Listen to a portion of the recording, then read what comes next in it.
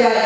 Booth লেভেলের মানুষ দুঃশাসনের কথাটাই বেশি বলছে, যে দুঃশাসনের পর আজকে মুক্তির স্বাদ পেয়েছি।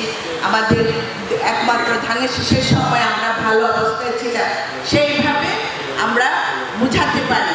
কিন্তু দেশে যে বিরাট ষড়যন্ত্র হচ্ছে, কিভাবে আন্তর্জাতিকভাবে ষড়যন্ত্রটা সারা বাংলাদেশে ছড়িয়ে যাচ্ছে, সেটা কিন্তু আপনাদের বোঝাতে হবে।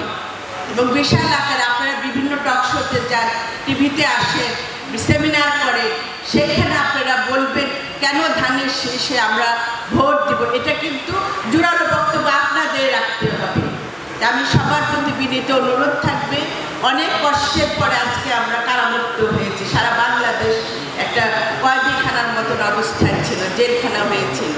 সেই জেল থেকে আজকে আমরা মুক্তভাবে আছি, নিঃশ্বাস নিতে পারছি।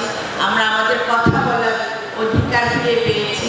সেই কথা বলার অধিকারটা যেন আমরা স্থায়ী করতে পারি, আমরা যেন স্বাধীনভাবে বেঁচে থাকতে পারি, আমরা যেন নিজেদের বাংলাদেশি বলে পরিচয় দিতে পারি, আমরা যেন আমাদের ভবিষ্যৎ বংশধরের জন্য সুন্দর বাংলাদেশ তৈরি করতে পারি। এটাই হবে আমাদের মূল লক্ষ্য। এই মূল লক্ষ্যে কিন্তু কাজ করে যাচ্ছে আমাদের নেতা জনাব তারেক রহমান। তার প্রতিটা বার্তা শুধু একটাই কথা আছে, যে জনগণের কাছে যেতে হবে, জনগণের ভালোবাসা অর্জন করতে হবে। পাশাপাশি এটাও বলা আছে যে এইবারের নির্বাচন কঠিন নির্বাচন। এই কমিটিতে হয়তো দেখা যাবে অনেকের মনমতো পজিশন হয় না, অনেকে মনে করতে পারে আমি তো সভাপতি হতে পারলাম, আমাকে করা হলো না, আমি তো সেক্রেটারির যোগ্য ছিলাম, আমাকে করা হলো না।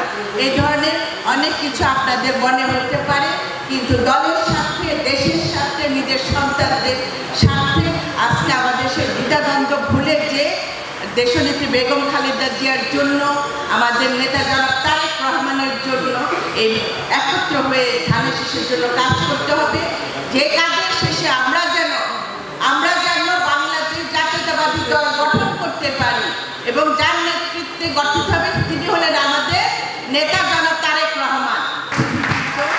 আপনাদের চিরকৃতজ্ঞ এবং ধন্যবাদ জানাচ্ছি। আপনারা ঢাকা থেকে, শুধু ঢাকা থেকে আমাদের এখানে এসে আমাদের এই নতুন জিয়া পরিষদের কমিটি ঘোষণা করেছে। আমরা সত্যিই সৌভাগ্যবান। আমি আশা করি তারা যে আশা উদ্দেশ্য নিয়ে আজকে নতুন কমিটি দিয়েছে, আপনারা যারা এখানে সভাপতি, সেক্রেটারি পদে থাকবেন,